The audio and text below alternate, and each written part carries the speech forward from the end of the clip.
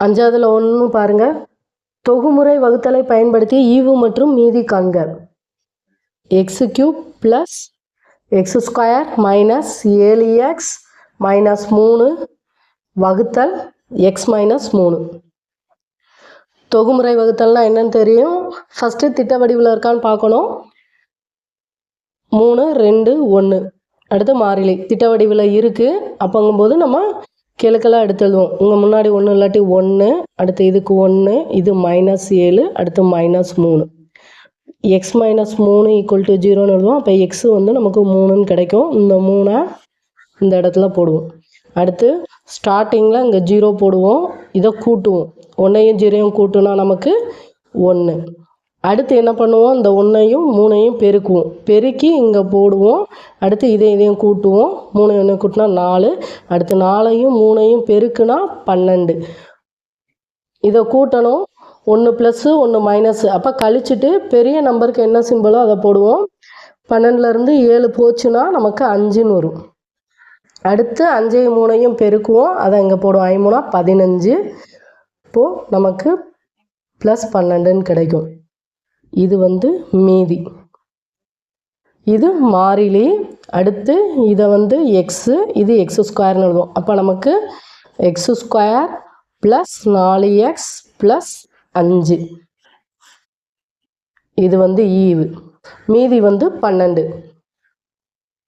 ஒரு சம்மை 2 3 தடவை செஞ்சு பாருங்கள். அதுக்கப்புறம் ஈஸியாக இருக்கும். அடுத்து 2வது பாருங்கள்.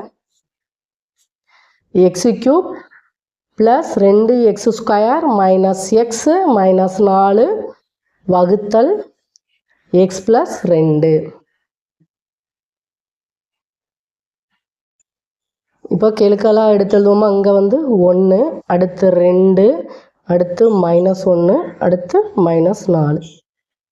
தானாவத்தல் போடுவோம். x + 2 = 0ன்னு எழுதுவோம். அப்போ xோட மதிப்பு -2ன்னு கிடைக்கும். -2 அங்கே எழுதுவோம். இப்போ பாருங்கள், ஃபஸ்ட்டு இதில் வந்து 0 போட்டுட்டு இதை கூட்டுவோம். 1. அடுத்து 1ஐயும் -2ஐயும் பெருக்கினா -2. அடுத்து இதை கூட்டுனா நமக்கு 0ன்னு வரும். 0வோட எதை பெருக்கினாலும் 0. அடுத்து இதை கூட்டுனா -1. அடுத்து -1 × -2. மைனஸும் ப்ளஸ் ஆயிரும். 2 2. இப்போ இதை கழிச்சோம்னா -2. இந்த -2ங்கிறது மீதி. இது மாறிலி. இது x, இது x². இப்போது நமக்கு x² - 1ன்னு கிடைக்கும் ஈவு. ஏன் அப்படின்னா x², இது ப்ளஸ் 0x - 1. இந்த 0xனா 0 × x 0 தான். அதனால் நம்ம இதை எழுதணும்னு அவசியம் இல்லை. x² - 1 வந்து ஈவு. மீதி வந்து -2. அடுத்து பாருங்கள். 3x³ - 2x² + 7x - 5 வகுத்தல் x + 3. இப்போ x மதிப்பு கண்டுபிடிப்போம். x + 3 = 0ன்னு எழுதுவோம். அப்போ x = -3ன்னு வரும். அடுத்து இது திட்ட வடிவில் இருக்கான்னு பார்க்கணும். 3 2 1 மாறிலி திட்ட வடிவில் இருக்குது. அப்போ நம்ம அப்படியே எழுதிடலாம். கெழுவ 3 -2 7 -5. இப்போ இந்த -3 அங்கே போடுவோம். ஃபஸ்ட்டு 0 எழுதுவோம். இதை கூட்டுவோம் 3. அடுத்து இதையும் பெருக்குவோம். 3 × -3 -9. அப்புறம் இதை கூட்டுனா -11. அடுத்து -11 × -3 பெருக்கணுமா. Minus plus 11 × 3 33. இப்போ இதை கூட்டணும்னா நமக்கு 40ன்னு கிடைக்கும். அடுத்து இதையும் பெருக்குவோம். 4 3 12 0. ஒரு இதில் மைனஸ் இருக்குது, மைனஸ். அடுத்து இதை கூட்டணும்னா -125. இது வந்து மீதி. அடுத்து பாருங்கள். இது மாறிலி. இது x, இது x². இப்போ 3x² - 11x + 40. இது வந்து என்னது நமக்கு ஈவு. அடுத்து பாருங்கள். 4வது 8x⁴ - 2x² + 6x + 5 வகுத்தல் 4x + 1. இந்த இதில் என்ன பண்ணுவோம், 4x + 1 = 0ன்னு எழுதுவோம். அப்போ 4x = -1, எக்ஸோட மதிப்பு -1/4ன்னு வரும். இப்போ இது திட்ட வடிவில் இருக்கான்னு பார்க்கணும். 4 3 இல்லை. இப்போ ஃபஸ்ட்டு 8 எழுதிடுவோமா? 3 இல்லை, அதுக்கு பதிலாக 0ன்னு எழுதுவோம். அடுத்து -2, அடுத்து +6, அடுத்து +5. இங்கே -1/4. இப்போ இங்கே 0 போட்டோம்னா இதை கூட்டுவோம் 8.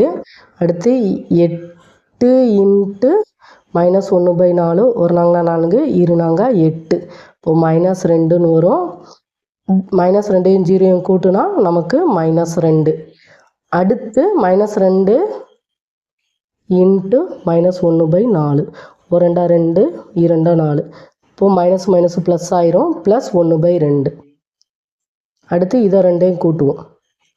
-2 + 1/2 மீச்சமாக எடுத்தோம்னா 2.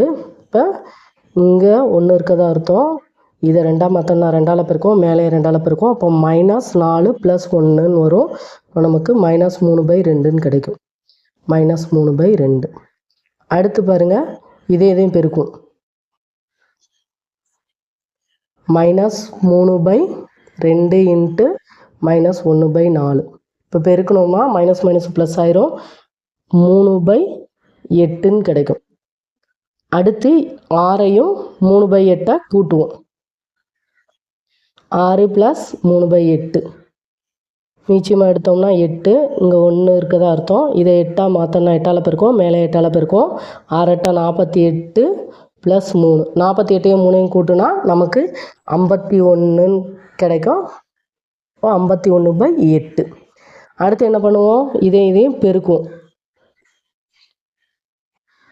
ஒரு இதில் மைனஸ் இருக்குது, இப்போ மைனஸ் வரும். 51 × 1 51/32. அடுத்து பாருங்கள், இதை கூட்டுவோம். 5 + -51/32. மீச்சமாக 32. இப்போ 32யும் 5ஐயும் பெருக்குவோம். 2 10 மிச்சம் 1, 3 5 15 160 -51ன்னு வருமா? அப்போ 160லேருந்து 51 கழிக்கணும். 10லேருந்து 1 போச்சுன்னா 9, 0 1. அப்போ 109/32ன்னு கிடைக்கும் மீதி. அடுத்து இங்கே நல்லா பாருங்கள், ஏற்கனவே எடுத்துக்காட்டு சம்மிலே பார்த்தோம். இங்கே வகுத்தலில் வந்ததுனா இதே இது -3ன்னு வந்ததுங்கிறதுனால இதை அப்படியே போட்டுட்டோம். இதே இது -1/4ன்னு வந்திருக்கு. அப்போ இந்த 4ஆல் இதெல்லாம் வகுக்கணும். இந்த கடைசி மாறிலி, இது எக்ஸு, இது x², இது x³.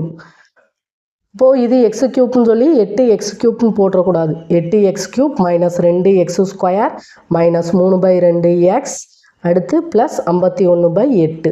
இப்போ இது எல்லாத்தையுமே 4ஆல் வகுக்கணும்.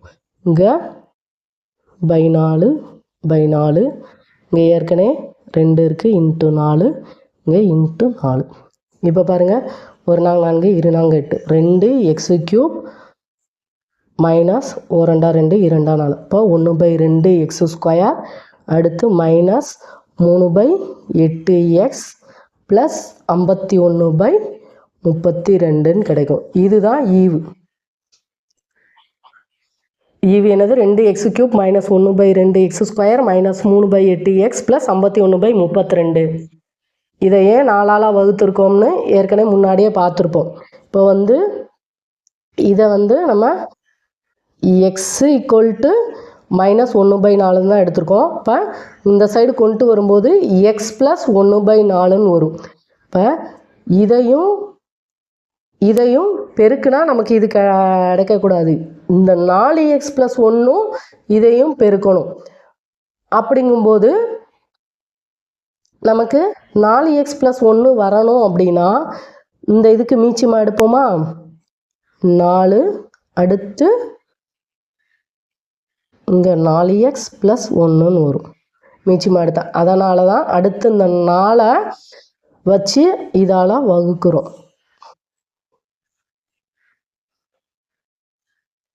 அடுத்த சம் பாருங்கள்.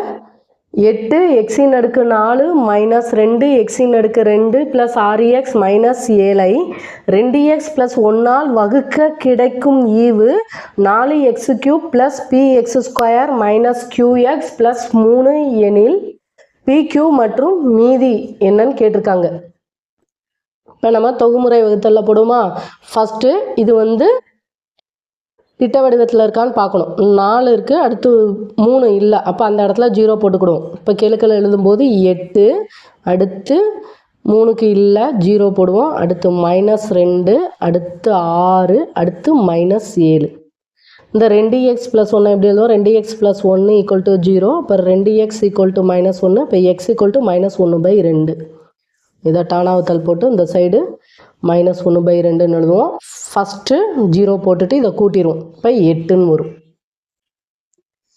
அடுத்து பாருங்க, இதையும் பெருக்குவோம். 8 × -1/2, 1 2 4 2 8, அப்போ -4. -4ஐயும் 0வையும் கூட்டுனா நமக்கு -4ன்னு கிடைக்கும். அடுத்து -4ஐயும் -1/2 பெருக்குவோம். -4 × -1/2 தான் -2. இப்போ -2ஐயும் -1ஐயும் பெருக்குனா +2. 2ஐயும் -2ஐயும் கூட்டுனா நமக்கு 0ன்னு வரும். அடுத்து பாருங்கள், 0வால் எதை பெருக்கினாலும் 0 தான். இப்போ 6ஐயும் 0வையும் கூட்டுனா 6. அடுத்து 6 × -1/2, 1 2 3 2 6, இப்போ -3. இப்போ -3ஐயும் -7ஐயும் கூட்டுனா நமக்கு -10ன்னு வரும். இப்போ மீதி வந்து -10. அடுத்து பாருங்கள், இந்த இடத்துல நம்ம ஒன்று கவனிக்கணும். இது மாறிலி, அடுத்து இது x, இது x², இது x³. இப்போ 0ங்கிற இதில் வந்து நம்ம எழுத வேண்டாம். ஆனால் இங்கே -qxன்னு இருக்காங்க, அப்போ நம்ம இதை எழுதணும். 8x³ -4x² plus 0x plus 6.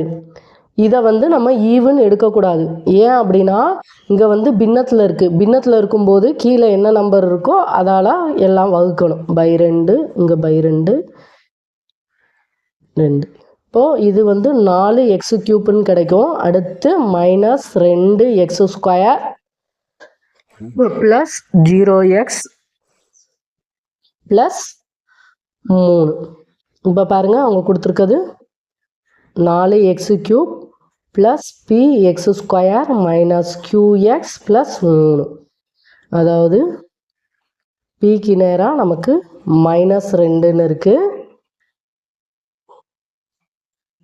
qக்கு நேராக 0ன்னு இருக்குது.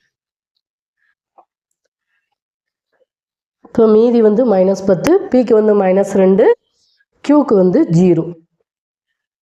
இந்த இது ஏன் நம்ம ஈவை எடுக்காமல் வகுத்தல் 2 போடுறோம்னு எடுத்துக்காட்டு சம்லேயே பார்த்துருக்கோம். அதனால் இதெல்லாம் ஞாபகம் வச்சுக்கோங்க. அடுத்த சம் பாருங்க.